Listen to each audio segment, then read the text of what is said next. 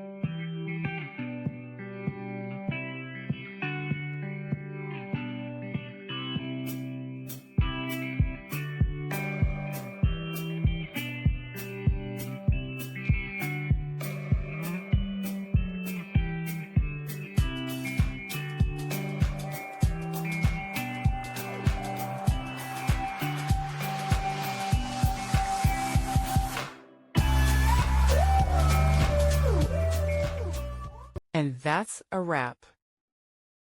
I hope you found the answer you were looking for. If you did, take a second to hit that subscribe button. It really helps out. And let me know in the comments which solution worked best for you. See you next time in the debug zone.